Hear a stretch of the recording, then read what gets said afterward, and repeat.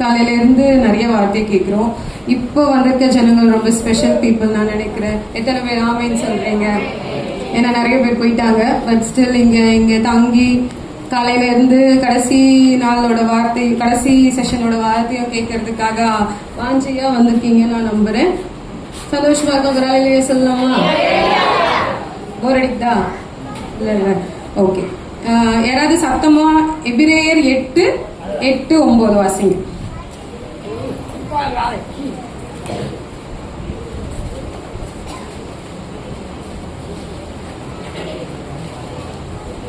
அவர்களுடைய பிதாக்களை எகிப்து தேசத்திலிருந்து கொண்டு வரும்படிக்கு நான் அவர்களுடைய கையை பிடித்த நாளிலே அவர்களோடு பண்ணின உடன்படிக்கையை போல இது இருப்பதில்லை. அந்த உடன்படிக்கையிலே அவர்கள் நிலைநிறுத்தவில்லையே, நானும் அவர்களை புறக்கணித்திருக்கிறார். எல்லாருக்கும் தெரியுதா வசனம்? இப்ப அவர்களோடு பண்ணின உடன்படிக்கை போல இது இருப்பதில்லை, இந்த உடன்படிக்கையில் அவர்கள் நிலை நிற்பதும் இல்லை. அடுத்த வசனம்.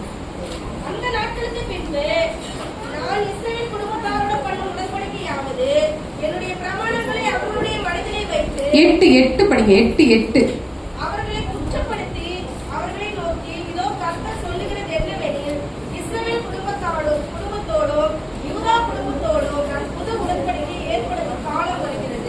இஸ்ரவேல் குடும்பத்தாரும் யூதா குடும்பத்தாரும் நான் புது உடன்படிக்கையை ஏற்படுத்தும் காலம் வருகிறது. இன்னைக்கு டாபிக் நம்ம காலையில என்ன பார்த்துட்டு இருக்கோம்?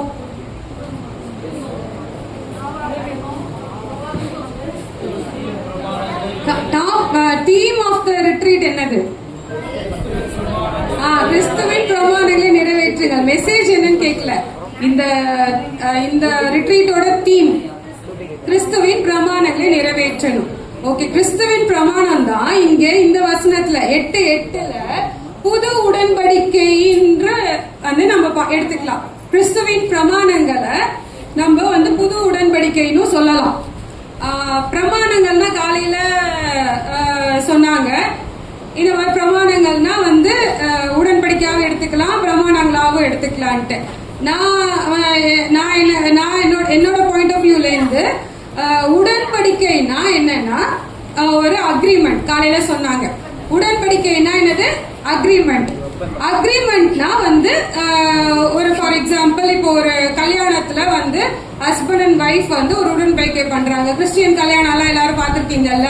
கல்யாணத்துல கையை பிடிச்சி கணவனை வச்சு சாவிலும் தாழ்விலும் வறுமையிலும் அதிலும் இதுலயும் நான் உன்னோட கூட இருப்பேன் அப்படின்னு ஒண்ணு சொல்றாங்கல்ல, டைலாக்லாம் விடுறாங்கல்ல. அந்த ரெண்டு பேருக்கு உள்ள ரிலேஷன்ஷிப் ஆக்சுவலி உடன்படிக்கைனா என்னது? ரிலேஷன்ஷிப். காலையில நீங்க பார்த்தது உடன்படிக்கை என்னன்னு பாத்தீங்க? உடன்படிக்கைன்னா இன்னொன்னு சொன்னாங்களே. உடன்படிக்கைனா ஒப்பந்தம். உடன்படிக்கைனா வெரி குட். காலையில சொன்னது உடன்படிக்கைனா நீதின்னு குறித்து பார்த்தோம்.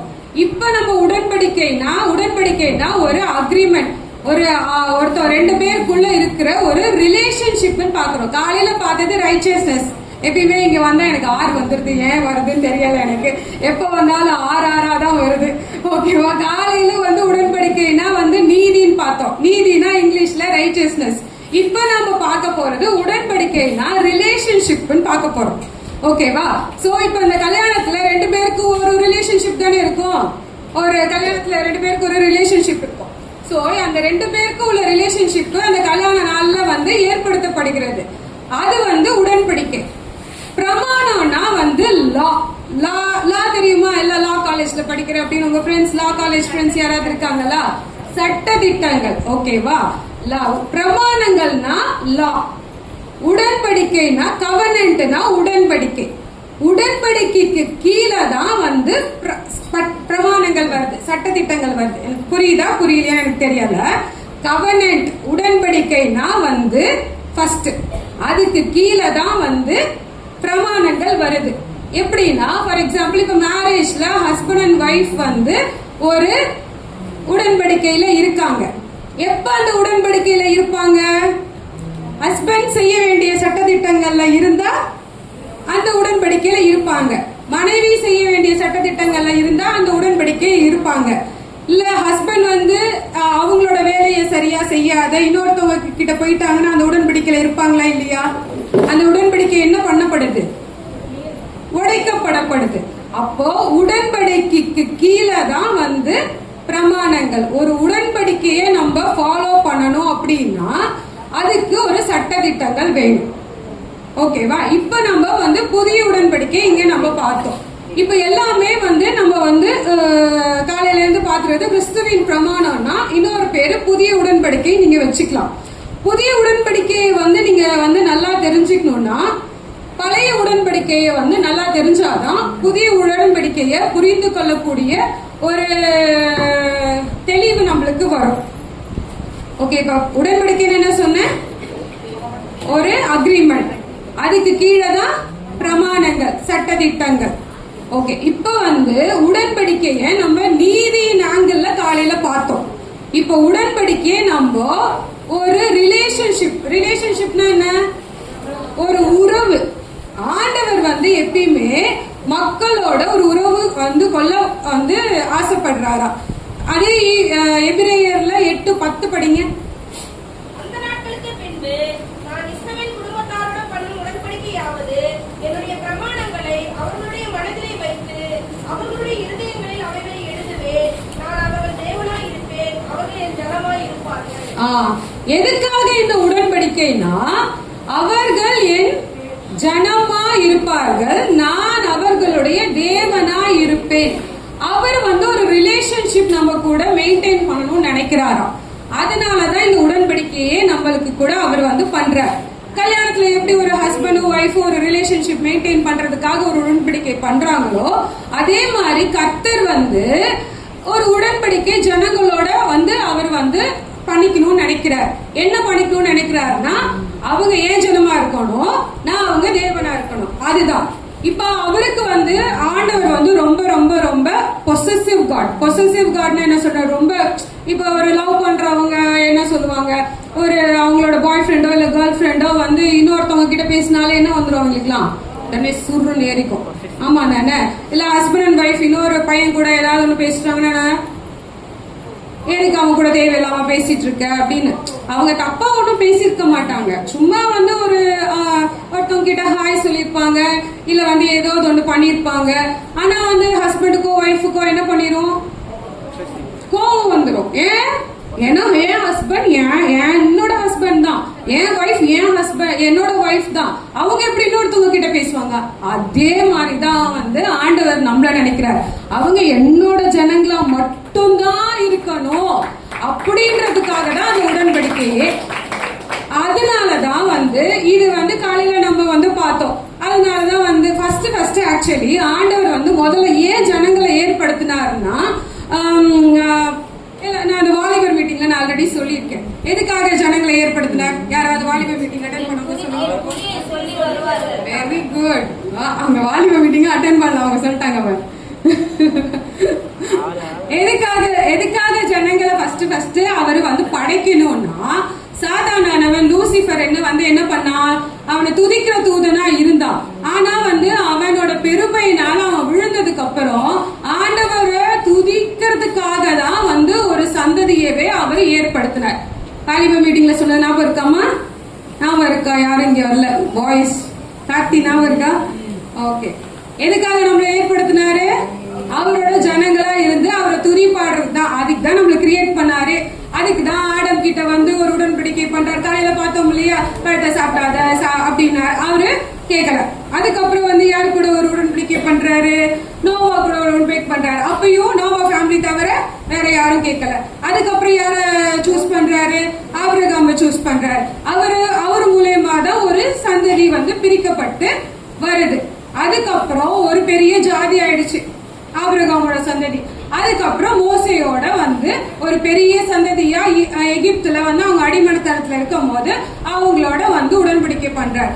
சோ இப்ப நம்ம என்ன பாக்குறோம்னா இந்த ஆதாமு, நோவா, இல்ல ஆபிரகாம், மோசஸ், அதுக்கப்புறம் தாவீதோட உடன்படிக்கை பண்றாரு. அதுக்கப்புறம் தீர்க்கதரிசிகளோட வந்து பண்றாரு. அப்ப நியாயாதிபதிகளோட வந்து ஒரு ரிலேஷன்ஷிப் வச்சுக்கிறார். உடன்படிக்கைனா இதுக்கு மேல நான் உடன்படிக்கை சொன்னேன்னா உங்க மனசுல என்ன வரும்?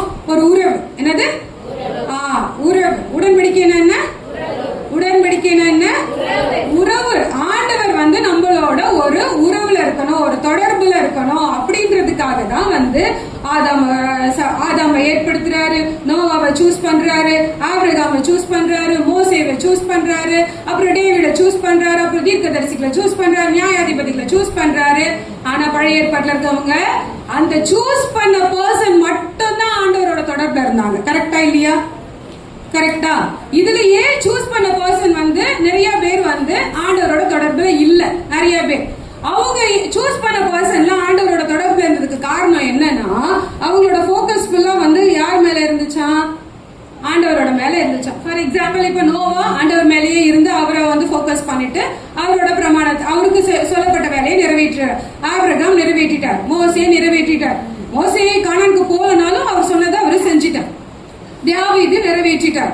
இதுல கொஞ்சம் கொஞ்சம் தப்புகள் அவங்க எல்லாம் பண்ணியிருந்தாலும் சொன்னதை ஓவராலா செஞ்சு முடிச்சிட்டாங்க. ஆனா இதுல வந்து விலைக்கு போனவங்க எல்லாம் நிறைய பேர் இருக்காங்க. யார் யார் இருக்கா?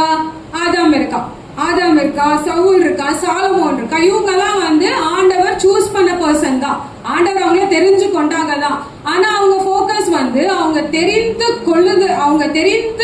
கொல்லப்பட்ட நோக்கத்தை தான் வந்து அவங்க போக்கஸ் பண்ணிட்டாங்க. ஃபார் எக்ஸாம்பிள் இப்ப வந்து சவுல் வந்து யார் தெரிஞ்சு கொண்டாரு? ராஜாவா தெரிஞ்சு கொண்டாரு. அப்ப ராஜாவா தெரிஞ்சு கொண்டதுனால சவுலோட நோக்கம் எல்லாம் தான் ராஜாவா இருக்கணும்ன்றதுலதான் அவனோட போக்கஸ் இருந்துச்சு. அதனாலதான் அவன் வந்து ராஜ்யபாரத்தை இழந்து போயிட்டான். சாலமோன் எதுக்கு தெரிஞ்சு கொண்டாரு? தாவீதுக்கு அப்புறம் வந்து நான் மக்களை வழி நடத்தணும், மக்களை வழி நடத்துறதுக்காக எனக்கு ஞானம் வேணும்னு கேட்டார். சாலமோட போக்கஸ் எல்லாம் எதுல இருந்துச்சு? ஞானத்துலதான் இருந்துச்சு. அவர் பெரிய ஞானின்றதுனால அவரோட யுக்தியை வச்சு அவரோட இதை வச்சு அவர் பண்ணதுனால இவங்க எல்லாம் என்ன ஆயிட்டாங்க? ஃபெயிலியர் ஆயிட்டாங்க. ஆனா ஆண்டவர் சூஸ் பண்ண பர்சன் யாரெல்லாம் ஆண்டவரை மட்டும் நோக்கி பார்த்தாங்களோ அவங்க எல்லாம் ஃபெயிலியர் ஆகவே இல்லை. புரியுதா இந்த சத்தம்? புரியுதா நான் சொல்ல வர்றது என்னன்னு? ஆண்டவர் சில பேரை வந்து அழைச்சாங்க. ஆனா அவங்க வந்து அழைச்ச ஆண்டவரை பார்க்காத அழைச்ச அந்த வேலையை மட்டும் பார்த்துட்டாங்க. அதுல பெஸ்ட் எக்ஸாம்பிள் சவுல் தான். சவுல் வந்து ராஜாவை மட்டும் தான் போக்கஸ் பண்ணிட்டு இருந்தான். அதனால ராஜ்யபாரத்தையே இழந்துட்டான். ஆண்டவரை போக்கஸ் பண்ணியிருந்தா சவுல வேற லெவல்ல அவர் பண்ணியிருப்பார். சோ நம்ம போக்கஸ் வந்து யார் மேலதான் இருக்கணும்? நம்ம என்னதான் தெரிந்து கொள்ளப்பட்ட சந்ததியா இருந்தாலும் நம்மளோட போக்கஸ் யார் மேலதான் இருக்கணும்? ஆண்டவர் மேலதான் இருக்கும். ஓகே. அதுக்கப்புறம் இது மாதிரி நிறைய கவர்னன்ட் வந்து நிறைய உடன்படிக்கை பண்ண.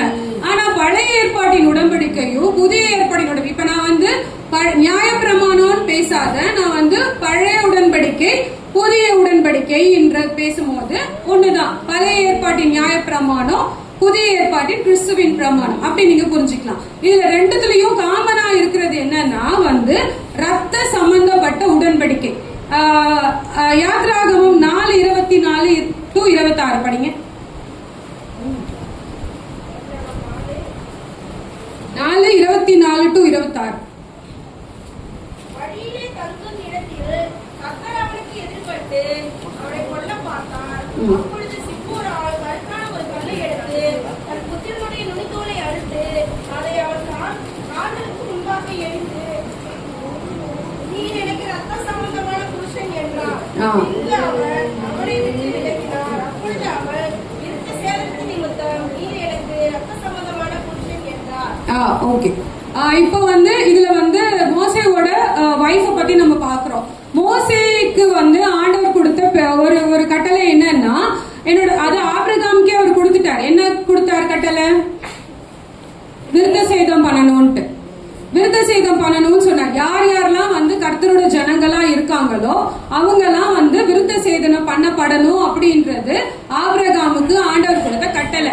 இப்ப ஆண்டவர் வந்து மோசேவை தெரிந்து கொண்டதுக்கு அப்புறம் மோசே வந்து வனாந்திரத்துல செப்பீராலோட வந்து ஒரு குழந்தை இருக்கு. ஆனா அந்த குழந்தைக்கு வந்து விருத்த சேதனம் அவரு பண்ணல. அதனால அந்த இடத்துல வந்து ஆண்டவர் வந்து மோசேவை கொல்ல வருவாராம். அப்ப வந்து அவங்க வைஃப் என்ன பண்ணுவாங்களாம், உடனே வந்து சீக்கிரமா ஆண்டவரோட கோபத்தை புரிஞ்சிட்டு ஒரு ரத்த சம்பந்தமான உடன்படிக்கை பண்றாங்க ஆண்டவரோட. எப்படி? ஒரு குழந்தையோட நுனித்தோலை அகற்றி அப்ப அவர் சொன்ன கட்டளைக்கு கீழ்ப்படிஞ்சு செஞ்சு ஆண்டவரோட கோபத்தை வந்து அவங்க வந்து இது பண்றாங்க. இது பழைய ஏற்பாடுலயும் சரி புதிய ஏற்பாடுலயும் சரி காமனா இருக்கிறது என்னன்னா ரத்த சம்பந்தமான உடன்படிக்கை வந்து காமனா இருக்கு. இப்ப பழைய ஏற்பாடு உடன்படிக்கைக்கு நம்ம வந்து போலாம். அப்பதான் வந்து புதிய ஏற்பாடோட உடன்படிக்கை நம்மளுக்கு வந்து புரியும். இப்ப பழைய ஏற்பாடு உடன்படிக்கைக்கு வந்து நம்ம உபாகமம் 5:2 வாசிங்க.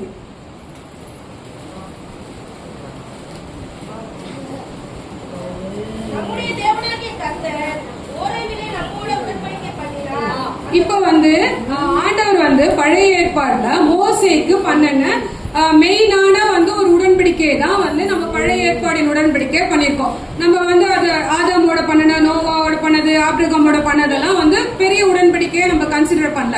இப்ப மோசையோட பண்ணதான் இப்ப நம்ம வந்து டீடைல்டா பார்க்க போறோம். அப்போ வந்து ஃபர்ஸ்ட் ஆண்டவர் என்ன சொல்றாரு, மக்களோட நான் வந்து உடன்படிக்கை பண்றேன்னு சொல்றேன். அடுத்தது யாத்ராகமம் 19:9-11.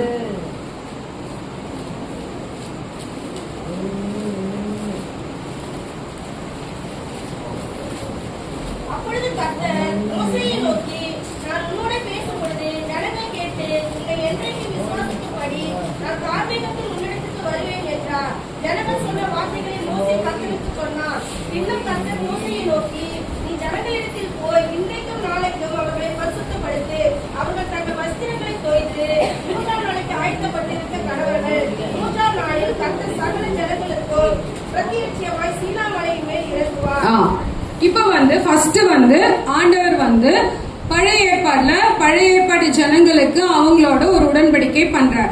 அடுத்தது அவரோட நோக்கம்லாம் என்னன்னா அவர் வந்து ஜனங்களோட பேசணும்னு தான் நினைக்கிறார். யாரோட பேசணும்னு நினைக்கிறாரு? ஜனங்களோட தான் பேசணும்னு நினைக்கிறாரு. மோசையோட பேசணும்னு நினைச்சாரா? இப்ப நம்ம நடிச்சோம் இல்லையா, ஆக்சுவலி அந்த நடிச்சதுல வந்து நம்ம என்ன பார்த்தோம், மோசையே நீ வேலை ஏறி வா அப்படின்னு தானே சொன்னாங்க. Actually that is not true. ஆண்டவர் வந்து மோசைவை மேல ஏறிதான் வர சொன்னார். ஆனா மோசை கிட்ட மட்டும் ஆண்டவர் பேசணும்னு நினைக்கல. அதுதான் நான் சொன்ன, அவங்க நடிச்சிட்டு இருக்கும் போதே நான் அந்த பாயிண்ட் நான் மெசேஜ்ல சொல்றேன்னு சொன்னேன். ஆண்டவர் வந்து he doesn't want a mediator. என்ன சொல்றீங்க? மத்தியஸ்தர் யாரும் எனக்கு தேவையில்லை, நான் ஜனங்களோட தான் பேசணும். அதுதான் நான் சொன்னேன் இல்லையா, நான் வந்து ஒரு உறவு கொள்ளணும் ஜனங்களோட அப்படின்னு தான் ஆண்டவர் நினைச்சார். ஆக்சுவலி ஆண்டவரோட பிளான் வந்து என்னது, ஜனங்களோட பேசணும் தான். ஜனங்களை அதுக்காக தான் வந்து என்ன பண்ண சொல்றாரு, 3 நாள் சுத்திகரிச்சுக்கோங்க, இதெல்லாம் பண்ணாதீங்க அப்படின்ட்டு. நீங்க யாத்ராகமத்தை 19வது அதிகாரத்துல போய் நீங்க நல்லா படிச்சு பாத்தீங்கன்னா நல்லா தெரியும். ஆண்டவர் வந்து ஜனங்களோட தான் பேசணும்னு நினைச்சார். ஃபர்ஸ்ட் ஆண்டவர் என்ன பண்ணணும்னு நினைச்சாரு, ஒரு உடன்படிக்கை பண்ணணும்னு நினைச்சார். அடுத்தது என்ன நடக்கிறாரு, ஜனங்களோட பேசணும் தான் நினைச்சார். என்னது, ஏன்னா ஜனங்களோட பேசணும். அவர் பரிசுத்தமான தெய்வன். அப்ப பரிசுத்தமான தெய்வனை நம்ம வந்து போய் பேசணும்னு நினைச்சா சில காரியங்கள் சுத்திகரிக்கப்பட வேண்டிய விஷயங்களை நம்ம செஞ்சாதான் அவர் வந்து நம்மளுக்கு பேசுவார். அதுதான் இங்க சொல்றாரு. 3 நாளைக்கு அப்புறம் வந்து நீங்க ஆயத்தப்படுங்க. காலையில நம்ம பார்த்துட்டு இருக்கோமையா, அப்ப ஆண்டவர் பேசணும்னா நம்ம என்ன பண்ணணும், சில சுத்திகரிப்பு பண்ணணும், நம்ம ஆயத்தப்படணும். அப்பதான் ஆண்டவர் நம்மளோட பேசுவார். சுத்திகரிப்பு இல்லாத, ஆயத்தம் இல்லாத ஆண்டவர் பேசுறதுக்கு அவரு சர்வ வல்லமை உள்ள தேவன். அதனால ஒரு ரெக்குயர்மெண்ட், அதுதான் லா சொல்ல வர. அவர் உங்களோட வந்து பேசணும்னா, உங்களோட உடன்படிக்கை பண்ணணும்னா நம்ம சில விஷயங்கள் நம்ம பண்ணாதான் அவர் வந்து பேசுவார். அதனாலதான் ஜனங்களை வந்து சுத்திகரிக்க சொல்றாங்க. அடுத்தது யாத்ராகமம் 20:18-21. ஜனங்கள் எல்லாரும் இடி முழக்கங்களையோ மின்னல்களையோ எக்கால சத்தத்தையோ மழை புகைகிறதையும் கண்டார்கள். அதை கண்டு ஜனங்கள் பின்வாங்கி தூரத்திலே நின்றார்கள். மோசே தேவன் இருந்த கார்மேகத்துக்கு சமீபமாய் பேசினார். இல்ல, மோசையை நோக்கி நீ எங்களோட பேசும், நாங்கள் கேட்போம். தேவன் எங்களோட பேசாதிருப்பீராக, பேசினால் நாங்கள் செத்து போவோம் என்றார்கள். அப்போ ஃபர்ஸ்ட் ஆண்டவர் வந்து மக்களோட உடன்படிக்கை பண்ணணும்னு நினைக்கிறாரு, மக்களோட பேசணும்னு நினைக்கிறாரு. ஆனா மக்கள் என்ன பண்ணாங்க, இங்க ரிஜெக்ட் பண்றாங்க. என்ன பண்றாங்க, உங்களை யாராவது ரிஜெக்ட் பண்ணா உங்களுக்கு பிடிக்குமா? வேலை தரேன்னு சொல்லிட்டு இன்டர்வியூ அட்டென்ட் பண்ணிட்டு உங்களை ரிஜெக்ட் பண்ணா உங்களுக்கு பிடிக்குமா? அதே மாதிரிதான் இங்க நடக்குது. உனக்கு நான் அப்பாயின்மெண்ட் லெட்டர் தர போறேன், ஐ மீன் என்னை இன்டர்வியூ கூப்பிட்டு இருக்கேன், உனக்கு வந்து நீ இன்டர்வியூ தான் நான் எடுத்துட்டேன், ஆனா ரிஜெக்ட் பண்ணிடுவேன். அந்த மாதிரிதான் இந்த மக்கள் பண்றாங்க. ஆக்சுவலி வந்து என்னன்னா, ஆண்டவர் வந்து மக்களோட பேசணும்ன்ற எண்ணத்துலதான் இருக்கிறார். மக்களோட நான் உடன்படிக்கை பண்ணணும், மக்களோட நான் உறவு கொள்ளணும்னு நினைக்கிறார். ஆனா மக்கள் வந்து என்ன பண்றாங்க, அங்க அவங்க எப்படி சொல்றாங்க பாத்தீங்களா, அங்க என்ன, நீர் எங்களோட பேசும் நாங்கள் கேட்போம், தேவன் எங்களோட பேசாதிருப்பீராக. மக்கள் ரிஜெக்ட் பண்ணிட்டாங்க. சோ மக்கள் மட்டும் ரிஜெக்ட் பண்ணலனா அங்க மீடியேட்டர் ரோலே ஆக்சுவலி அங்க வந்திருக்காரு, அதாவது மத்தியஸ்தர் ரோலே வந்திருக்காரு. நம்மளும் அப்படிதான் இருக்கும். ஆக்சுவலி நம்மளும் கூட ஆண்டவர் வந்து நிறைய விதத்துல பேசணும்னு நினைக்கிறார், நம்மளோட நிறைய காரியங்களை வந்து நம்மளுக்கு அவர் சொல்லணும்னு நினைக்கிறார். ஆனா நம்மளும் ரிஜெக்ட் பண்ணிட்டே இருக்கோம் அவரை, ஏதோ ஒரு ரீசன் வச்சு. அவங்க ரிஜெக்ட் பண்ணதுக்கு காரணம் என்னன்னா, இடி முழக்கம், மின்னல்கள், எக்கால சத்தம், அப்புறம் மலை, அதாவது புகையா ஒரு பிரசன்னத்தை அவங்களால தாங்க முடியல, அவரோட மகிமையை அவங்களால தாங்க முடியல. ஆக்சுவலி மகிமை அவங்களால புரிஞ்சிக்க கொள்ள முடியல. அதனால ஆண்டவரோட சத்தத்தை ரிஜெக்ட் பண்ணிட்டாங்க. ஓகேவா? ஆண்டவர் ஒரு உடன்படிக்கை பண்ணணும்னு நினைக்கிறாரு, மக்களோட பேசணும்னு நினைக்கிறாரு, ஆனா மக்கள் ரிஜெக்ட் பண்ணிட்டாங்க. இப்போ இப்ப வந்து உபாகமம் 2:5 திரும்ப வாசி. 5:5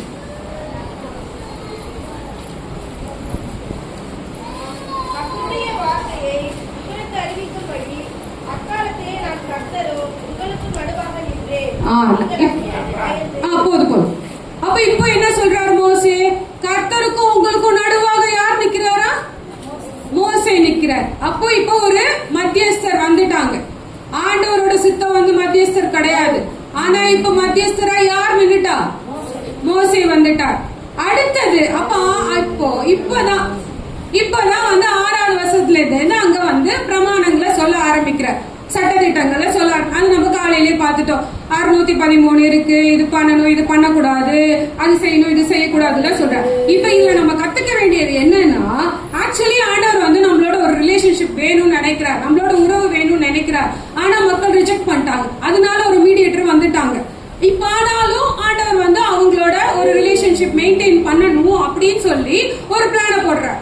எப்பயுமே அப்படித்தானே நடந்துட்டு இருக்கு. அவர் உண்டாக்குனதுல இருந்து அவர் ஒரு பிளான போடுறாரு, நம்ம ரிஜெக்ட் பண்றோம். அவர் பிளான் பி ஒண்ணு போடுறாரு, அதை நம்ம ரிஜெக்ட் பண்றோம். அவர் பிளான் சி ஒண்ணு போடுறாரு, அதை ரிஜெக்ட் பண்றோம். பிளான் டி ஒண்ணு போடுறாரு, அதை ரிஜெக்ட் பண்றோம். இப்படிதான் வந்துட்டே இருக்கு. புரியுதுங்களா? அவர் நம்மள உருவாக்குனதுல இருந்து, ஆதாம்ல இருந்து அவர் போட்ட பிளான் எல்லாம் நம்ம என்ன பண்ணிட்டு இருக்கோம்? ரிஜெக்ட் பண்ணிட்டே இருக்கோம். அவரும் நம்ம பிளான் எல்லாம் ரிஜெக்ட் பண்றோம். சோர்ந்து போகாத. அவர் ஒரு பிளான் பிய போட்டு நம்ம கூட திரும்ப பேசணும் தான் நினைக்கிறார், நம்ம கூட உறவு கொள்ளணும் தான் நினைக்கிறார். சோ இப்ப வந்து இந்த லாஸ் எல்லாம் கொடுத்து முடிச்சிட்டார். இப்ப இவங்க வந்து இந்த சட்டத்திட்டங்கள்லாம் வந்து என் கூட ஒரு உறவு கொள்ளணும்னா நீங்க இந்த சட்டத்திட்டங்கள்லாம் வந்து ஃபாலோ பண்ணுங்க அப்படின்னு வந்து ஒரு சொல்லிட்டார். இப்போ இந்த ரிலேஷன்ஷிப்பை வந்து மெயின்டைன் பண்றதுக்கு இன்னொரு வழி சொல்றாரு. அந்த மக்கள் தான் வந்து நான் பேச மாட்டேன், ஆண்டவர் என் கூட பேச மாட்டான்னு சொல்றாரு.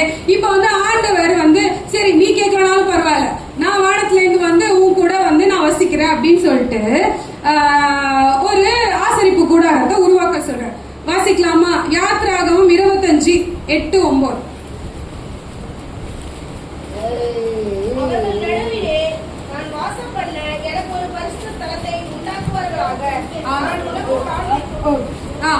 அவர்கள் நடுவிலே நான் வாசம் பண்ண. அவர்கள் இப்ப பாட்டு கொடுப்பாங்கல்ல, எங்கள் மத்தியில் புலாவிடும், எங்களோடென்றும் வாசம் செய்யும். வாசம் பண்ணணும். அவர் என்னது? மக்களோட பேசணும்னு நினைச்ச, ஆனா மக்கள் வந்து ரிஜெக்ட் பண்ணிட்டாங்க. இப்ப அவர் எங்க வராரு? அவர் இறங்கி வரார். அவரு இறங்கி வந்து நான் உங்களோட வாசம் பண்ண அப்படின்றார். எவ்வளவு நல்ல ஆண்டவர் பாத்தீங்களா? ஒரு அல்லேலூயா சொல்லலாமா? அந்த ஆண்டவருக்கு நம்ம எவ்வளவு ரிஜெக்ட் பண்ணாலும் அவரு திரும்ப இறங்கி வந்து நம்மளோட வந்து வாசம் பண்ணணும்னு ஒரு பிளான் பிஏ கொடுத்து ஒரு ஆசரிப்பு கூடாரத்தை உருவாக்குறதுக்கான ஒரு பிளான கொடுக்கிறாங்க. அப்போ அது வந்து 9வது வசனத்திலையும் 40வது வசனத்திலையும் அது வந்து என்னவா இருக்குதான், அது வந்து பரலோகத்தினோட மாதிரியே பரலோகத்துல இருக்கிற அந்த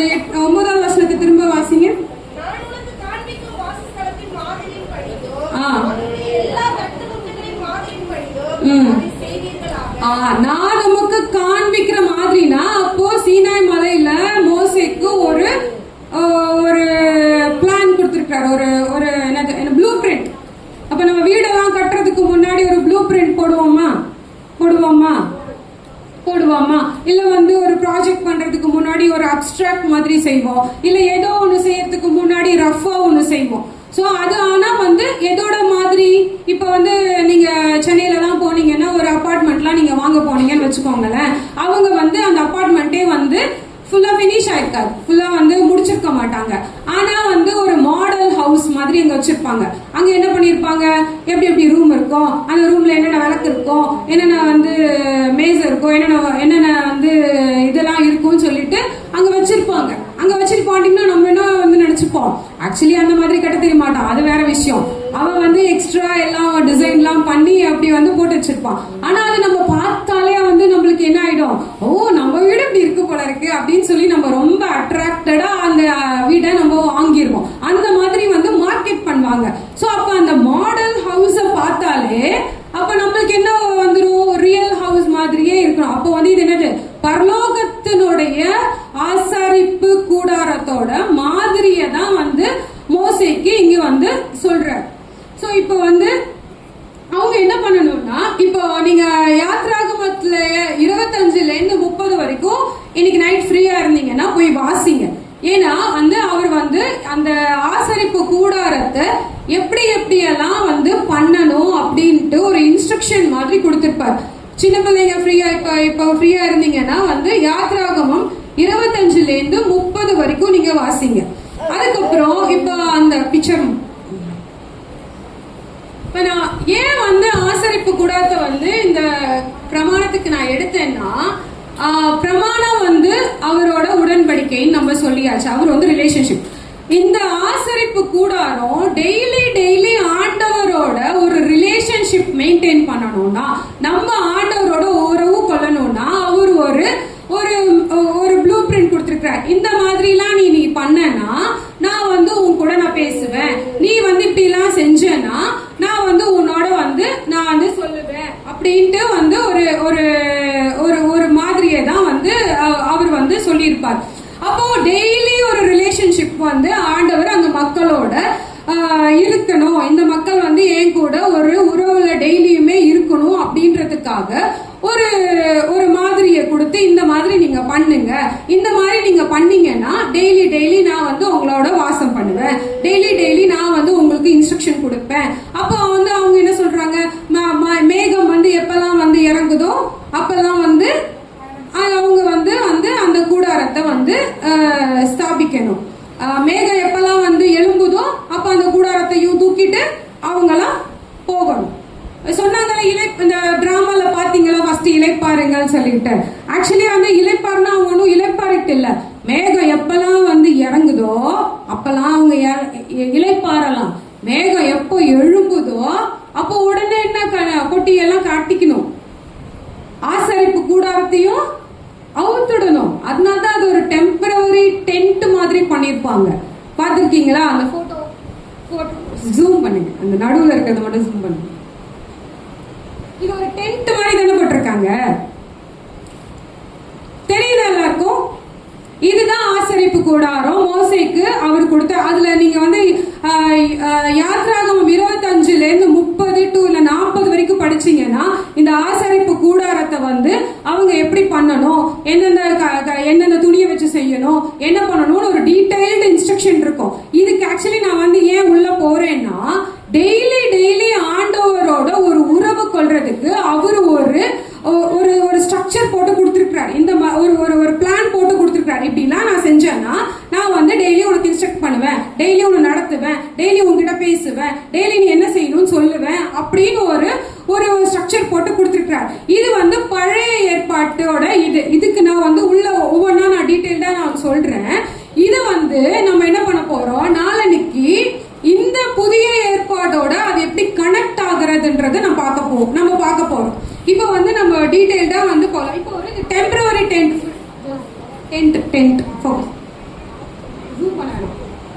ஃபுல் டென்ட் அது வந்து ஒரு டென்ட் மாதிரி தானே இருக்கு. சோ டென்ட் வந்து மேகம் எப்பெல்லாம் எழும்புதோ அப்பெல்லாம் அவங்க வந்து அவங்க பிள்ளைங்க, அவங்களோட துணிமணி, அவங்களோட பெட்டிகள், அவங்களோட எல்லாத்தையும் ஈவன் இந்த டென்ட்டையும் ரிமூவ் பண்ணிட்டு இது என்ன பண்ற, இது வந்து எல்லாம் பிரிக்கிற மாதிரி தான், டிஸ்மேண்டில் பண்றாரு. பிரிச்சு பிரிச்சு பிரிச்சு கலட்டி கலட்டி கலட்டி அவங்க வந்து இதை எடுத்துக்கணும். மேகம் எப்பெல்லாம் செட்டில் ஆகுதோ, மேகம் எப்பெல்லாம் வந்து கீழே இறங்குதோ அப்பெல்லாம் அவங்களும் செட்டில் ஆயிடும். புரியுதா நான் சொல்றது உங்களுக்கு? மேகம் எப்பெல்லாம் எழும்புதோ அப்பெல்லாம் இதை நம்ம வாசிக்கலாமே. யாத்ராகமம் 40வது அதிகாரம் எடுங்க.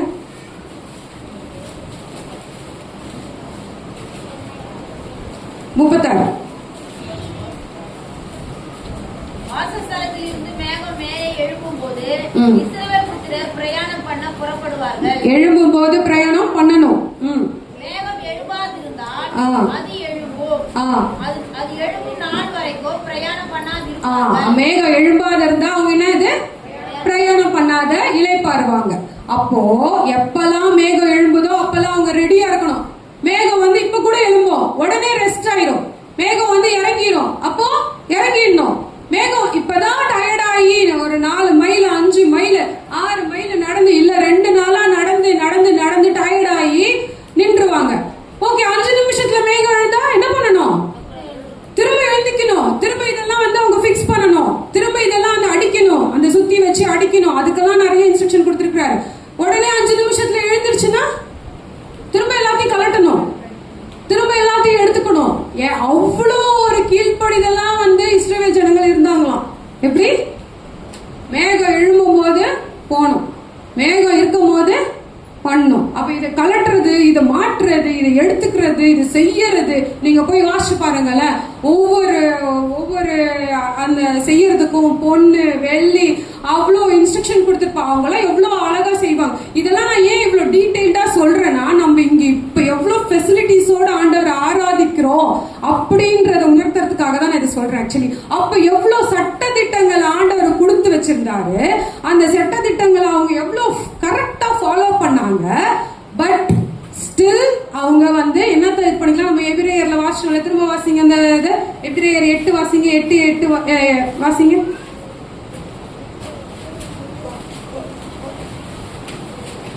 அவர்களை குற்றப்படுத்தி அவர்களை நோக்கி இதோ கர்த்தர் சொல்லுகிறது என்னவெனில் 9 வாசிங்க.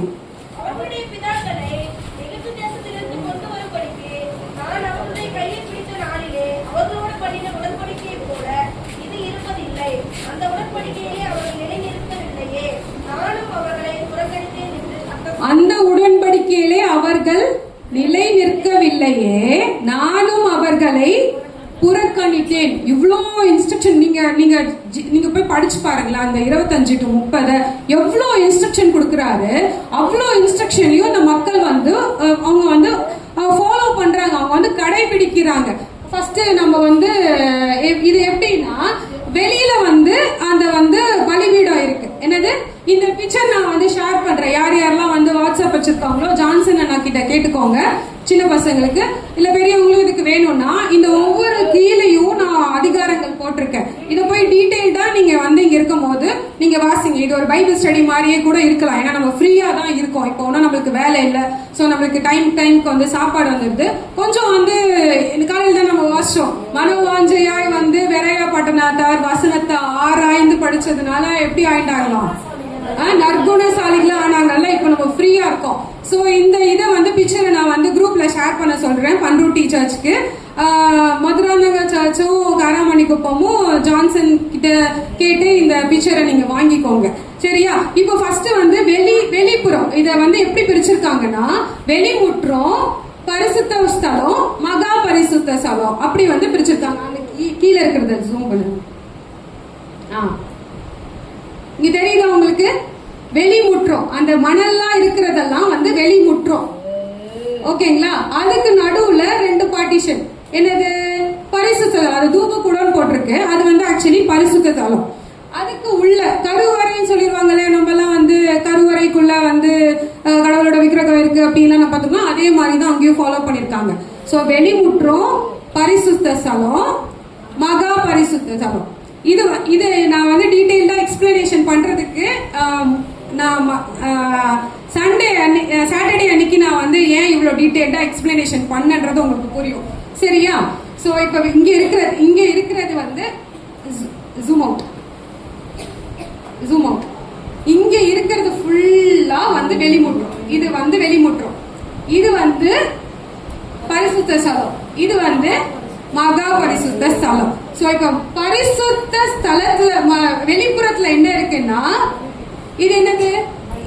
இது ஜூம்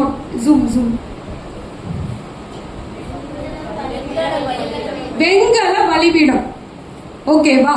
வெங்கல பலிபீடம். நான் சொன்னேன் இல்லையா, அந்த செப்பிரால் வந்து என்ன பண்ணாங்க, ரத்தத்தினால ஒரு உடன்படிக்கை பண்ணாங்க. இந்த பலிபீடத்துல அவங்க என்ன பண்ணுவாங்கன்னா வந்து ஆடு மாடு காளை அதுல நிறைய வந்து சட்டத்திட்டங்கள்லாம் கொடுத்திருக்கிறார் இல்லையா. சோ இந்த பலிபீடத்துலதான் அவங்க வந்து பலி செலுத்துவாங்க. பலி செலுத்தி அதோட ரத்தத்தை மட்டும் ஃபர்ஸ்ட் எடுத்துருவாங்க. அதுக்கப்புறம் அதோட உடம்ப எரிச்சிருவாங்க. இதுல வந்து சாம்பலை எதுல எடுக்கணும், அதுக்கு மேல ஒரு சல்லடை எப்படி போடணும், எந்த கரண்டியால சாம்பலை எடுத்து எங்க போடணும், கொழுப்பை எடுத்து எங்க போடணும், இப்படின்னு பல டீடைல்ஸ் லேவியர் ஆகமன்ல இருக்கு. ஓகேங்களா? இவ்வளவு காம்ப்ளிகேட்டட் திங்ஸ். அதாவது வந்து ஒரு இது வந்து ஃபாலோ பண்றதுக்கு ஈஸியான காரியங்கள் ஒன்னும் ஆண்டவர் கொடுக்கல. ரொம்ப ரொம்ப கஷ்டமான காரியங்கள் கொடுத்தாங்க. ஆனாலும் ஃபாலோ பண்ணிட்டு வந்தாங்க. ஓகேவா? சோ அந்த ஆடு மாடை பலியிட்டு அதோட சாம்பலை எடுத்து அவங்க வந்து பண்ணணும். அதுக்கு கீழே வந்து நான் வந்து அதோட ரெஃபரன்ஸ் கொடுத்திருக்கேன். நீங்க அதை போய் வாசிங்க. என்ன பண்ணாங்க, நீங்க லேவியர் ஆகமத்தையும் நீங்க டீடைல்டா வாசிங்கன்னா எவ்வளவு காம்ப்ளிகேட்டடா அவங்க ஆண்டவரை ஆராதிச்சிருக்காங்கன்றது உங்களுக்கு புரியும். அடுத்தது வந்து கழுவும் தொட்டி. அது வந்து கழுவு தொட்டியில ஒரு ஸ்பெஷாலிட்டி இருக்கு. ஆக்சுவலி அந்த கழுவு தொட்டியை எப்படி பண்ணாங்கன்னா, இதெல்லாம் வந்து இவங்க வனாந்திரத்துல இருந்த ஜனங்களுக்கு இப்படி பொண்ணு வெள்ளி வெங்கலம் எல்லாம் எங்கேருந்து வந்திருக்கும் நினைச்சிருக்கீங்க நீங்க? எங்கேருந்து வந்திருக்கும்? வனாந்திரத்துல தானே இருந்தாங்க. இவ்வளவு பொண்ணு வெள்ளி இதெல்லாம் தங்கத்துல பண்ணதான். இதெல்லாம் எங்கேருந்து வந்திருக்கும் நினைக்கிறீங்க? எகிப்துல போகும்போது என்ன பண்ணாங்களாம், எல்லாத்தையும் வந்து கொடுத்து எப்பா போயிட்டு வாங்க சாமி அப்படின்னு சொல்லிட்டு அவங்க அனுப்பிச்சு விட்டாங்களாம். சோ அங்க இருந்த அந்த வெள்ளி அந்த பொண்ணு அந்த வெங்கலம் அப்படின்னு சொல்லிட்டு இதுக்கு ஒரு மரம் எல்லாம் இருக்கு. அது டீடைல்ஸ்குள்ள நம்ம போவேணாம். நீங்க டீடைல்ஸ் வந்து நீங்க படிச்சு பாத்துக்கோங்க. சோ இதெல்லாம் அவங்க வந்து தேடி அந்த வனாந்தரத்துல அந்த மரத்தெல்லாம் கண்டுபிடிச்சு அந்த அளவுல செஞ்சு இப்படி வழிபட்டு இருக்காங்க ஆண்டவர். புரியுதா? நம்ம எப்படி வழிபடுறோம் கொஞ்சம் நினைச்சு பாருங்களேன். பழைய நியாயப்பிரமாணம் இவ்வளவு காம்ப்ளிகேட்டட் ஈஸியே கிடையாது.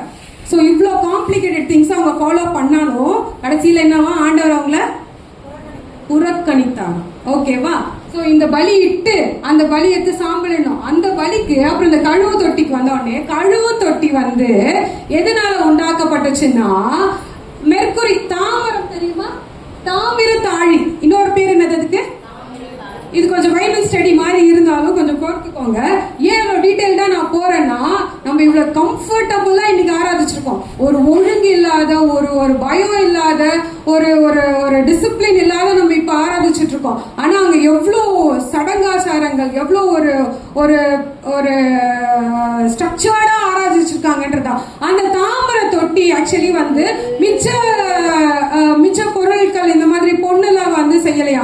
தாமிர தொட்டினா அந்த காலத்துல வந்து பெண்கள் வந்து கண்ணாடி யூஸ் பண்ணிருப்பாங்க இல்லையா. கண்ணாடி எப்படி யூஸ் பண்ணாங்கன்னா, தாமிரனா மெர்க்குரி. தெர்மாமீட்டர்ல உள்ள ஒண்ணு இருக்கும் தெரியுமா, பாத்திருக்கீங்களா? தெர்மாமீட்டர் உள்ள எப்படி இருக்கும் அந்த மெர்க்குரி. அந்த மெர்க்குரிய வந்து ஒரு தட்டுல அந்த மெர்க்குரிய வந்து அந்த மெர்க்குரி தெர்மாமீட்டருக்குள்ள பாத்து யாரும் தெர்மாமீட்டர் பாத்திருக்கீங்க? பழைய தெர்மாமீட்டர், டிஜிட்டல் தெர்மாமீட்டர் இல்ல, பழைய தெர்மாமீட்டர்ல உள்ள அப்படி மேல போகும் கீழே வரும், அப்படி டான்ஸ் ஆடுமே. கீழே போட்டா அதுல வந்து அப்படி நம்ம அந்த அள்ளுவோம் பாத்தீங்களா. அப்புறம் அந்த எதுல பட்டா வெள்ளையாயிரும், தங்கத்துல பட்டா வெள்ளையாயிரும்ல. சோ அந்த தாமிரத்தினால வந்து அவங்க வந்து கண்ணாடி பண்ணி வச்சிருப்பாங்களாம். சோ அந்த தாமிரத்தினால அந்த கண்ணாடி பண்ணதெல்லாம் வந்து எகிப்துல யூஸ் பண்ண பெண்கள் வந்து அவங்க போகும்போது அவங்களுக்கு கொடுத்து அனுப்பிச்சாங்களாம் அந்த தாமிர கண்ணாடிய. அந்த தாமிரம் அந்த மெர்க்குரிய வச்சு அந்த கழுவு தொட்டியில வந்து செஞ்சிருக்காங்க. இந்த கழுவு தொட்டியை வந்து யார் யூஸ் பண்ணுவாங்கன்னா, ஆசாரியர்கள் தான் யூஸ் பண்ணுவாங்களாம். ஆசாரியர்கள் வந்து லேவி கோத்திரத்துல இருந்து மட்டும்தான் இருக்கணும். ஆசாரியர்கள், ஜெனரல் ஆசாரியர்கள் வந்து லேவி கோத்திரத்துல இருந்து மட்டும்தான் இருக்கணும். இது கொஞ்சம் பெரியவங்களுக்கு புரியாத இருக்கலாம். பட் புரிய ட்ரை பண்ணிக்கோங்க.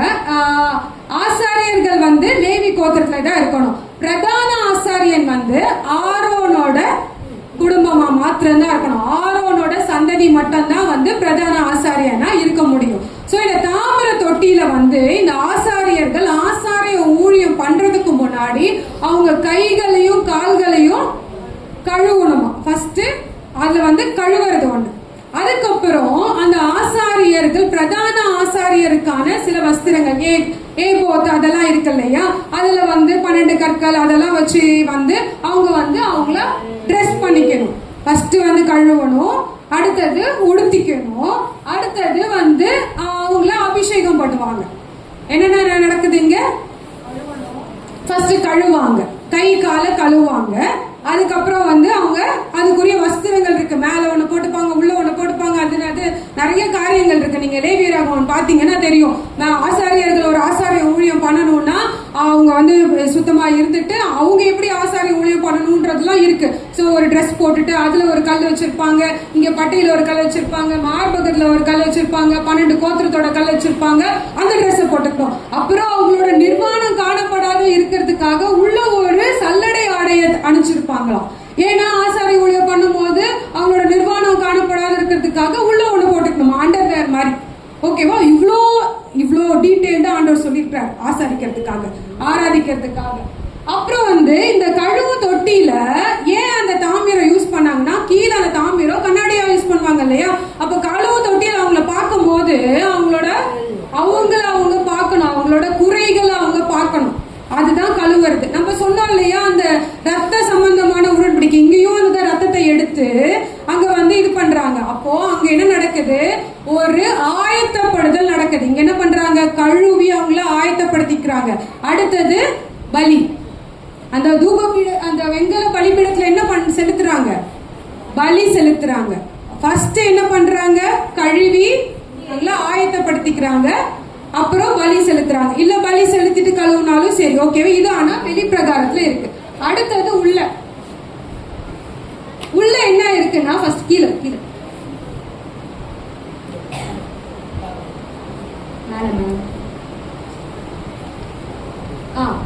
உள்ள பரிசுத்த ஸ்தலத்துல வந்து என்ன இருக்குன்னா, பொற்குத்து விளக்கு இருக்கா.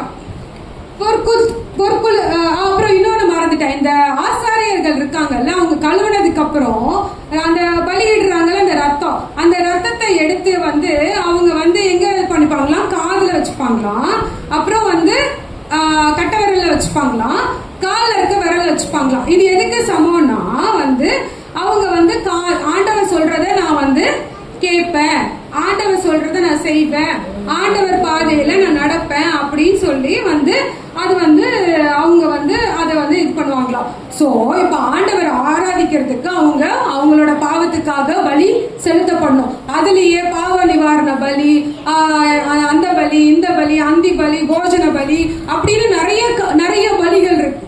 ஓகேவா? ஆசாரியன் வந்து என்ன செய்யணுமா? அனுதினமும் அந்தி பலி செலுத்தணுமா, சாயங்காலமும் ஒரு போஜன பலி செலுத்தணுமா, காலையில ஒரு போஜன பலி செலுத்தணுமா.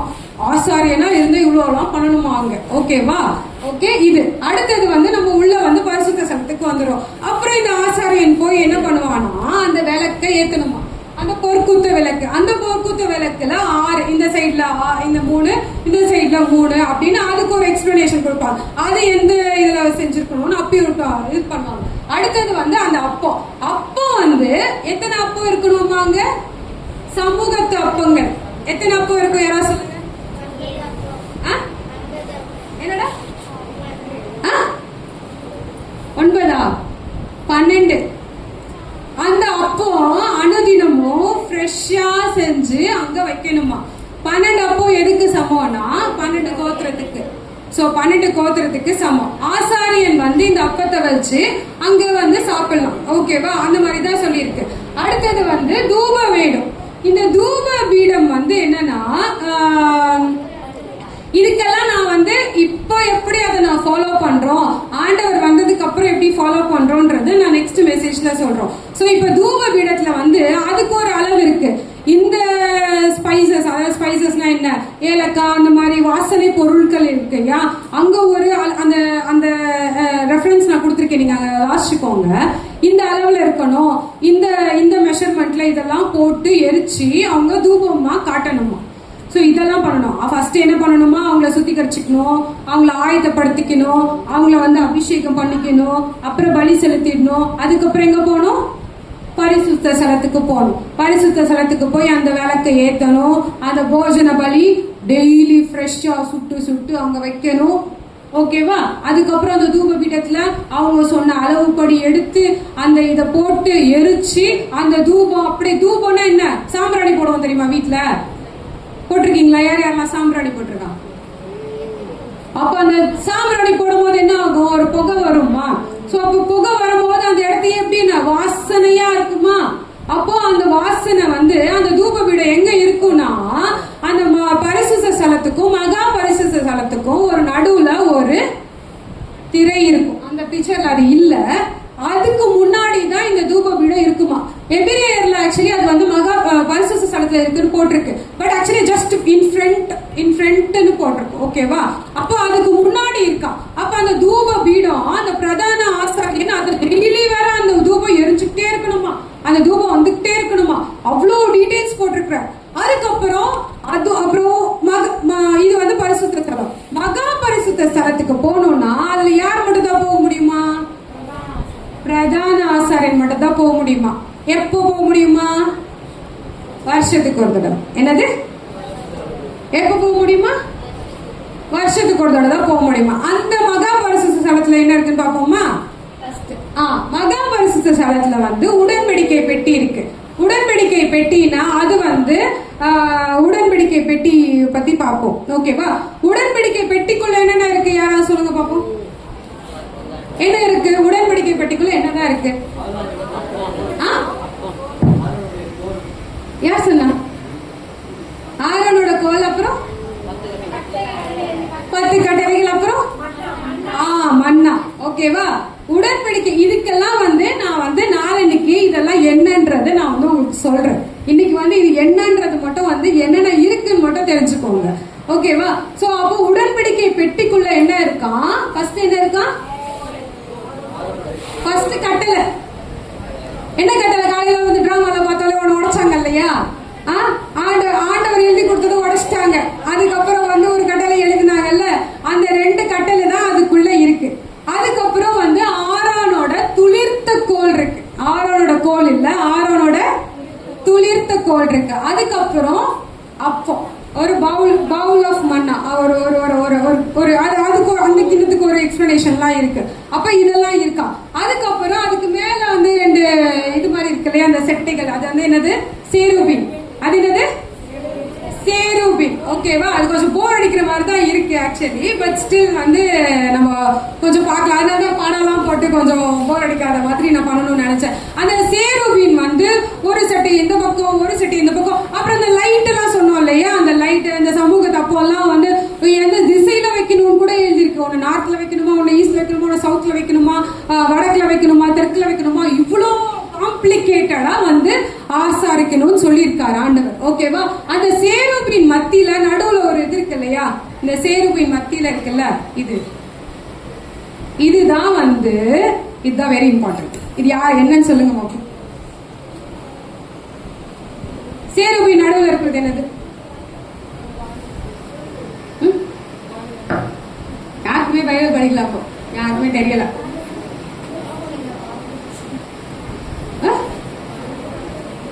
புரியல? சேருபின் நடுவில் இருக்கிறது என்ன? உடன்படிக்கை பெட்டி தான். சேருபின் நடுவில் இருக்கிறது வெரி இம்பார்ட்டன்ட். யாராவது ஒருத்தவங்க ப்ளீஸ். Mercy seat, கிருபாசனம். என்னது? அந்த உடன்படிக்கை பெட்டிக்கு இன்னொரு பேர் இருக்கு. என்னவா? சாட்சியின் பெட்டியா. என்னது? சாட்சியின் பெட்டி. அப்படிதான் வெளிப்படத்துல போட்டிருக்கு. ஓகேவா? அந்த 2 சேருபின் நடுவுல இருக்கிறது தான் வந்து கிருபாசனம். அது வந்து இங்கிலீஷ்ல எப்படி போட்டிருக்குன்னா மர்சி சீட்னு போட்டிருக்கு. அப்புறம் அந்த மர்சி சீட் இருக்கு இல்லையா, அந்த அதாவது அந்த இடம் இருக்குல்ல, அந்த 2 சேருபின் நடுவுல ஒரு இடம் இருக்கு இல்லையா, அந்த இடத்துல வந்து இந்த ஆசாரியர்கள் அந்த பலி எடுத்தாங்கல்ல, அந்த பலியை எடுத்துட்டு வந்து அந்த ரத்தத்தை எடுத்துட்டு வந்து 7 முறை வந்து அங்க தெளிக்கணுமா. இதுக்கு எல்லாத்துக்கும் நான் எக்ஸ்பிளனேஷன் கொடுக்குறேன். இதை ஏன் நான் சொல்றேன்னா, இதுக்கு எல்லாத்துக்கும் அவ்வளோ ஒரு மீனிங் இருக்கு. அதுவும் நம்ம பழைய ஏற்பாடோட ரிலேட் பண்ணி படிக்க போறது இல்ல, புதிய ஏற்பாடோட வரும் காலியத்துல ரெவலேஷன்ல எப்படி போட்டிருக்குன்றது நான் அடுத்த நாள் சொல்லி தரேன். ஓகேவா? அது 7 தடவை அவங்க தெளிக்கும் போது அப்ப என்ன பண்ணுவாரா ஆண்டவர்? படிங்க, யாத்திராகமம் 25:22.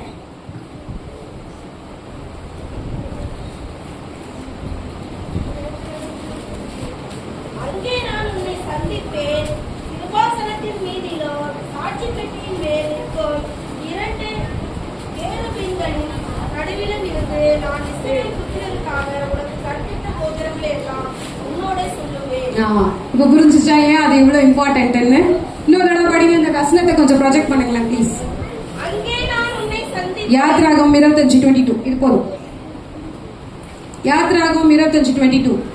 அங்கே நான் உன்னை சந்திப்பேன், கிருபாசனத்தின் மீதிலோ சாட்சி பெட்டியின் மேல் நிற்கும் 2 கேருபீன்கள் நடுவில் இருந்து நான் இஸ்ரவேல் புத்திரருக்காக உனக்கு கற்பிக்க போகிறவர்கள் எல்லாம் உன்னோட சொல்லுவேன். சோ இவ்ளோ காரியங்கள் ஏன் பண்ணணும்னா, அங்கதான் ஆண்டவர் வந்து யார் சந்திக்கிறாரா? அது ஆசாரியனா இருந்தாலும் சரிதான், அது மோசேவா இருந்தாலும் சரிதான், யார சந்திக்கிறாரா? அந்த கிருபாசனத்து அண்டையில தான் சந்திக்கிறாரா. எங்க சந்திக்கிறாரா? அந்த கேருபீன்கள் நடுவில் இருந்து நான் இஸ்ரவேல் புத்திரருக்காக உனக்கு கற்பிக்க போகிறவனோடு சொல்லுவேன். அப்ப சந்திச்சுட்டு அங்கதான் வந்து அந்த இன்ஸ்ட்ரக்ஷனே கொடுக்கிறார். சோ இவ்ளோ ஃபார்மாலிட்டிஸ், கழுவணும், பலியிடணும், அந்த விளக்கை ஏத்தணும், அப்பத்தை சுட்டு வைக்கணும், தூபத்துல தூபம் காட்டணும், இவ்ளோ இதெல்லாம் பண்ணி, அது வருஷத்துல ஒரு தடவை மட்டும் அந்த பிரதான ஆசாரியன் போய் அந்த ரத்தத்தெல்லாம் அங்க தெளிச்சா அங்க என்ன பண்ணுவார் ஆண்டவரே? சந்திப்பார். என்னது? சந்திப்பார். இதுதான் ரிலேஷன்ஷிப்.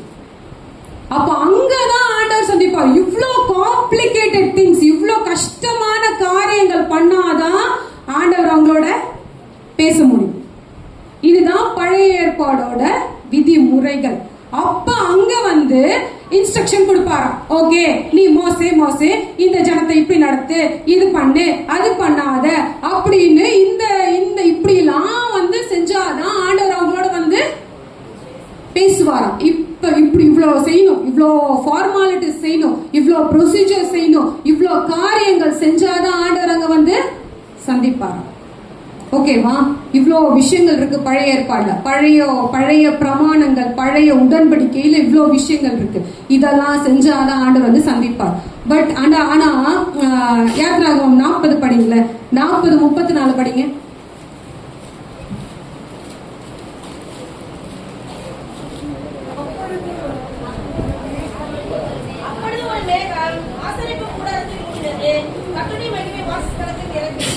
இந்த மாதிரி இதெல்லாம் விஷயத்தெல்லாம் வந்து செஞ்சு முடிச்சிட்டதுக்கு அப்புறம் 33 படிங்க.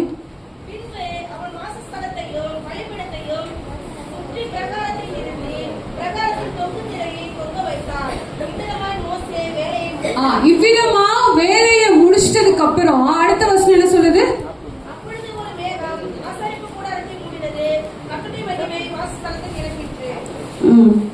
அடுத்தது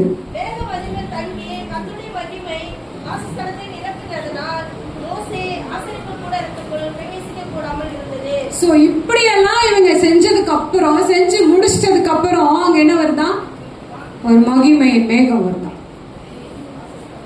ஒரு மகிமையின் மேகம் வந்து அந்த வாசஸ்தலத்துல தங்கி ஆசாரிய ஊழிய செய்யாத அளவுக்கு, மோசே அந்த ஆசாரிப்பு கூடாரத்தை பிரவேசிக்க கூடாத அளவுக்கு ஒரு மகிமையின் மேகம் வந்துச்சான். சோ இவ்ளோ காரியங்கள் செஞ்சாதான் அந்த மகிமையின் மேகம் வந்து கடந்து வருமா.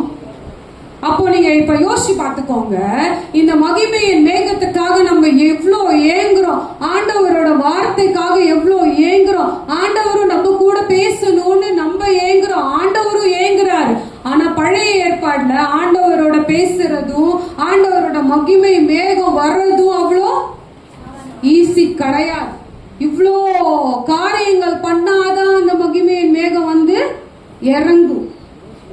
ஆனா இப்ப நம்ம மகிமையின் மேகம்னு பாட்டு பாடுறோமா? நம்ம என்ன செய்யறோம்? பட் ஸ்டில் அந்த மகிமையின் மேகம் நம்ம கிட்ட வந்து இறங்குது. அதுக்கு வந்து காரணம் வேற. அந்த தான் நம்ம வந்து அடுத்த நாள் பார்க்க போறோம். இதுல நாம 1% நம்ம ஏதாவது செய்யறோமா சொல்லுங்க? இப்படி நம்ம ஆண்டவர் ஆராதிக்கிறோமா? இவங்க பழைய ஏற்பாடுல எவ்வளவு காம்ப்ளிகேட்டடா ஆண்டவர் ஆராதிக்க சொல்லியிருக்காங்க.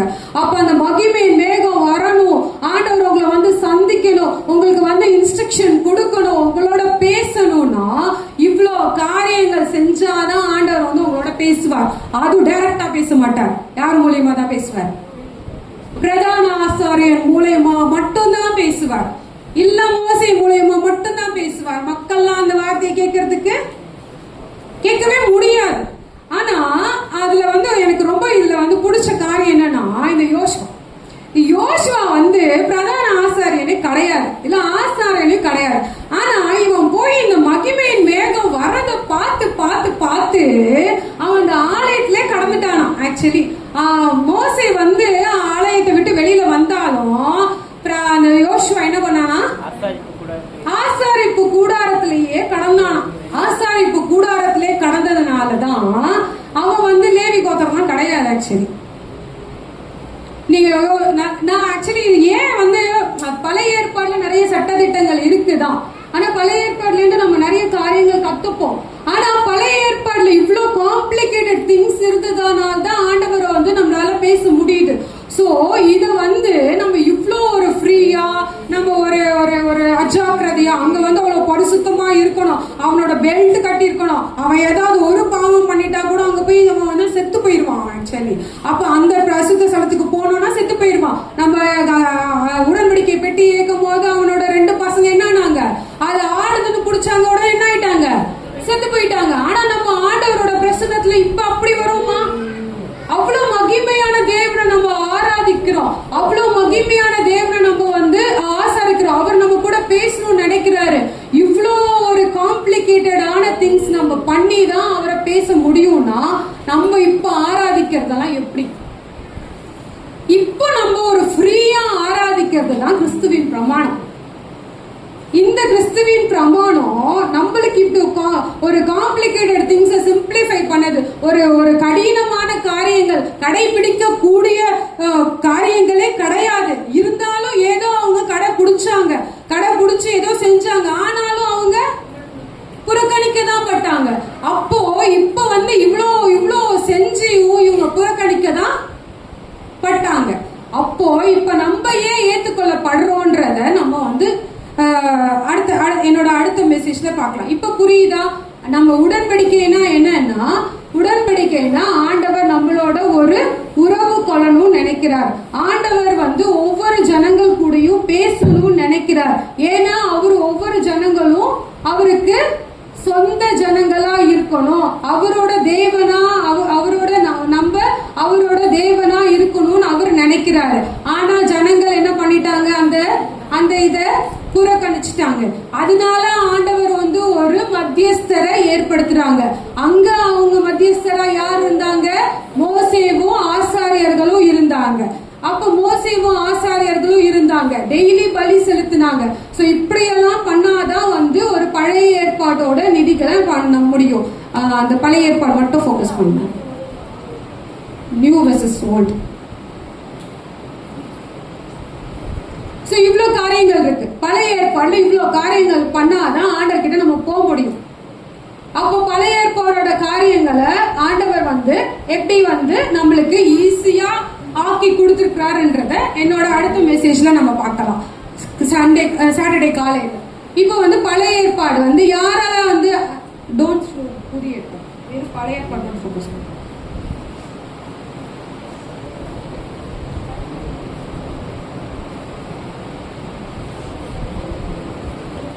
ஓகே, இப்ப பழைய ஏற்பாடு பழைய உடன்படிக்கை யாரால கொடுக்கப்பட்டது? நம்மளுக்கு யாரால கொடுக்கப்பட்டது?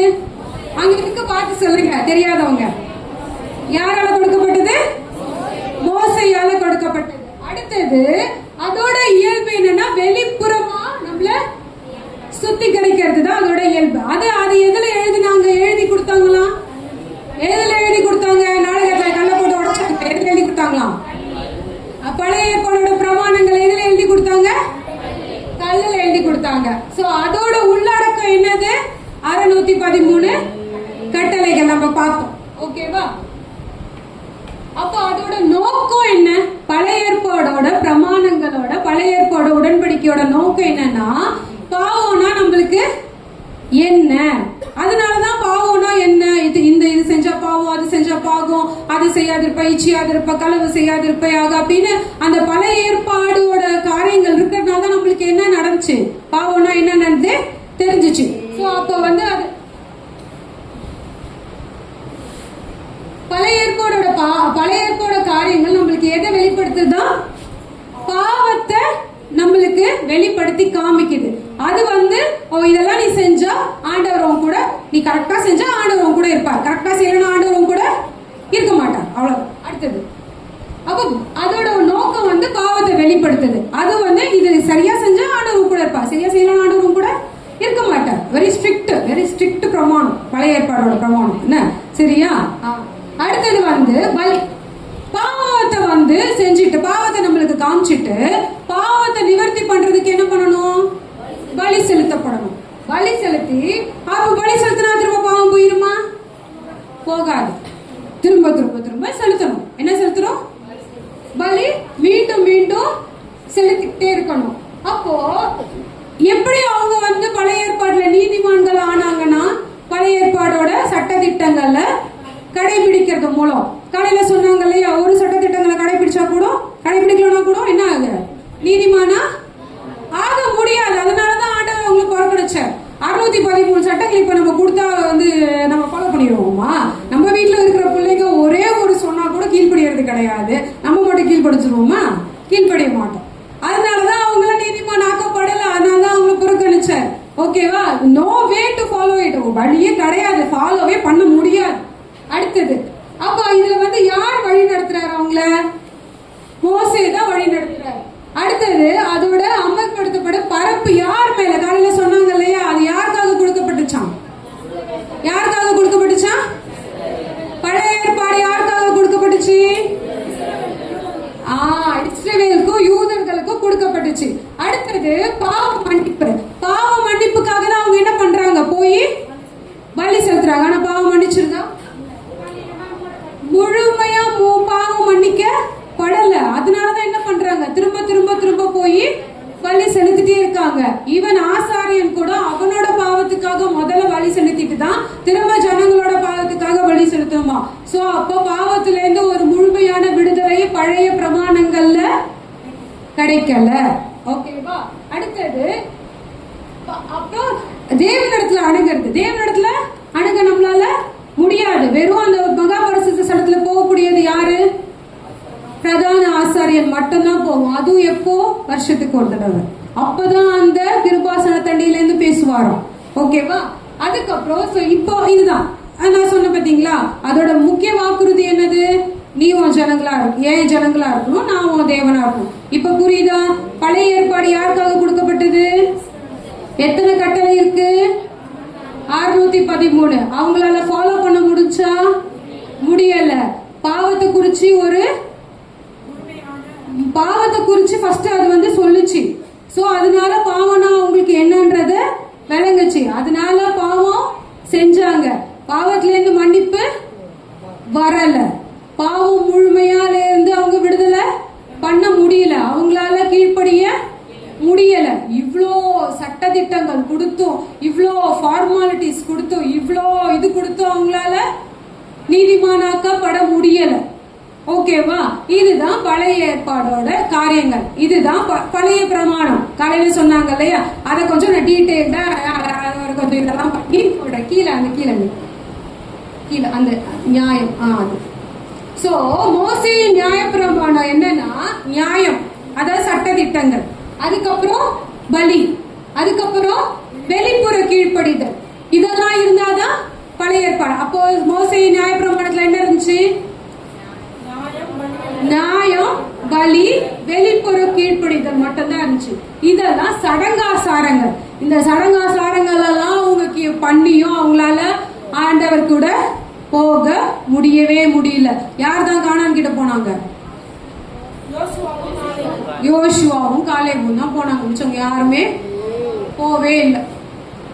அதுக்கப்புறம் அந்த சந்ததியெல்லாம் ஆண்டவரே மறைச்சிட்டாங்க. சோ பழைய ஏற்பாடு இஸ் ஒரு காம்ப்ளிகேட்டட் திங்ஸ் தான் சொல்ல முடியும். அப்ப பழைய ஏற்பாடோட சட்டதிட்டங்கள்ல நம்மளுக்கு ஏதாவது ஒரு பிரோஜனம் இருந்துச்சா? இப்ப புரிஞ்சா பழைய ஏற்பாடுனா என்ன? பழைய ஏற்பாடோட கவர்னன்ட், பழைய ஏற்பாடோட நியாயங்கள், பழைய ஏற்பாடோட நியாய பிரமாணங்கள் புரிஞ்சுச்சா புரியலையா? டவுட் ஏதாவது இருக்கா? இது ஒரு பைபிள் ஸ்டடி மாதிரி வச்சுக்கலாம். ஏதாவது டவுட் இருந்தா கேளுங்க. புரிஞ்சா? 613 சட்டம்.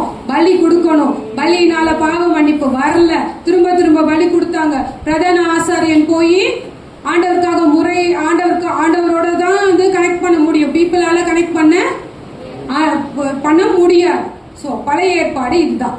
இப்போ இவ்ளோ காம்ப்ளிகேட்டடான திங்ஸ் பழைய ஏற்பாடுல இருந்து நம்மள எப்படி ஆண்டவர் வந்து ஒரு புது பிரமாணத்துக்குள்ள கிறிஸ்து வந்ததின் மூலமாக நம்மள வழி நடத்தப்படுறாருன்றத நாளைக்கு பார்க்க போறோம். இதோட டீடைல் வெர்ஷன் நான் வந்து அடுத்த நாள் எடுக்கிறேன். சரிங்களா? இப்போ நம்ம இது பண்ணோம்ல, வெளிப்புறத்துல இருக்கிற அந்த கழுவு தொட்டி, அந்த இதுக்கெல்லாம் எப்படி வந்து இந்த காலத்துல நம்ம அதை வந்து அவரோட ரத்தத்தை எப்படி பயன்படுத்துறோம், அதை நம்மளோட ஆராதனையில எப்படி பயன்படுத்துறோம், நம்ம இப்ப எப்படி ஆண்டவரை ஆராதிக்கிறோம், அந்த ரத்தத்தின் மூலமா நம்ம எப்படி விடுதலை பெற்று அவரோட பிரமாணங்களை நிறைவேற்றலான்றத நம்ம அடுத்த நாள் பார்க்கலாம். சோ இப்ப புரிஞ்சுச்சா? ஏதாவது டவுட்ஸ் ஏதாவது இருக்கா? ஒரு பைபிள் ஸ்டடி மாதிரியே வச்சுக்கலாமே. நீங்க கேட்கலாம் ஏதாவது டவுட் இருந்தா. சோ அதனால இந்த பிக்சரை வந்து நான் ஷேர் பண்ண சொல்றேன். இந்த பிக்சர்ல இருக்க அந்த வார்த்தைகள்லாம் கொஞ்சம் படிங்க. ஓகேவா? ஃப்ரீயா தான் இருக்கீங்க. இப்போ மணி என்ன? 8:10 தான் ஆகுது. இன்னும் நிறைய டைம் இருக்கு. கொஞ்சம் வாலிப பிள்ளைங்க எல்லாம் பைபிள் படிக்கிற இன்ட்ரெஸ்ட் வந்து டெவலப் பண்ணிக்கோங்க. ஓகேவா? ஒன்னும் பழைய ஏற்பாடுல சொல்லி தந்தது எல்லாம் வந்து ஏதோ சும்மா சொல்லி தரல. அதுல இருந்து அவ்வளவு காரியங்கள் நம்ம கத்துக்கிறோம். அதனால கொஞ்சம் இந்த பிக்சரை வாங்கிட்டு, யார்கிட்டலாம் ஸ்மார்ட் போன் இருக்கோ அவங்களாம் இந்த பிக்சர் வாங்கிட்டு ஒவ்வொரு காரியத்துக்கு கீழே இருக்கிற காரியங்களும் கீழே இருக்க ரெஃபரன்ஸும் போய் படிங்க, ஆராய்ங்க. விரைய மக்கள் போல நம்ம பண்ருட்டி மக்களும், மதுராந்தக மக்களும், காராமணி மக்களும் ஆண்டவரோட சத்தியத்தை நல்லா ஆராய்ஞ்சு அறிஞ்சு நற்குணசாலிகளா ஆகணும்ன்றதுதான் இந்த ரிட்ரீட்டோட மெயினான நோக்கம். ஓகேவா? ஒரு அருமையான நேரத்தை எங்களுக்கு கொடுத்த தயவுக்காக நாங்க நன்றி சொல்லி துதிக்கிறோம். இயேசப்பா ஆண்டவரே, நாங்க இப்படியாக ஆண்டவரே பழைய பிரமாணங்களை பத்தி நாங்க பார்த்தோம், பழைய உடன்படிக்கை பத்தி பார்த்தோம். இயேசப்பா ஆண்டவரே, நாங்க கை கொள்ற கூடிய ஆண்டவரே அளவுல அது இல்ல. அது எவ்வளவு காம்ப்ளிகேட்டடா ஆண்டவரே எங்களால கடைபிடிக்க முடியாத அளவுக்கு ஆண்டவரே நிறைய சட்டதிட்டங்கள், நிறைய சடங்காச்சாரங்கள், நிறைய காரியங்கள் அதுல இருக்கு. இயேசப்பா அதெல்லாம் எங்களால ஃபாலோ பண்ண முடியல. ஆனா இப்ப நாங்க ஆராதிக்கிறது, நாங்க எவ்வளவு விடுதலையோட ஆராதிக்கிறோம். இயேசப்பா ஆண்டவரே, நாங்க எப்படி உமோட ஆண்டவரே நாங்க கனெக்டா இருக்கோம். ஏசப்பா அதுக்கெல்லாம் காரணம் ஆண்டவரே உங்களோட ரத்தம் தான். ஏசப்பா அந்த உங்க கிறிஸ்துவின் பிரமாணத்துக்காக நாங்க நன்றி சொல்லி துதிக்கிறோம். ஏசப்பா அந்த கிறிஸ்துவின் பிரமாணத்தை நிறைவேற்றவர்களாக இந்த 3 நாள் அந்த குடும்ப கூடுகையில எங்க ஒவ்வொருத்தருக்கும் அந்த கிறிஸ்துவின் பிரமாணத்தை நிறைவேற்றக்கூடிய ரகசியத்தை எங்களுக்கு கற்று தந்து ஆண்டவரே எங்களை இன்னும் ஆண்டவரே நற்குணசாலிகளா மாற்றும்படியாக ஜெபிக்கிறோம். வழி நடத்தும். மீதியான வேலையில ஆண்டவரே உங்க கரத்துல ஒப்பு கொடுக்கிறோம். நீரே எங்களை கைட் பண்ண வேணுமா ஜெபிக்கிறோம். எல்லாவற்றையும் இயேசு மூலம் கெஞ்சி கேட்கிற பிதாவே, ஆமென்.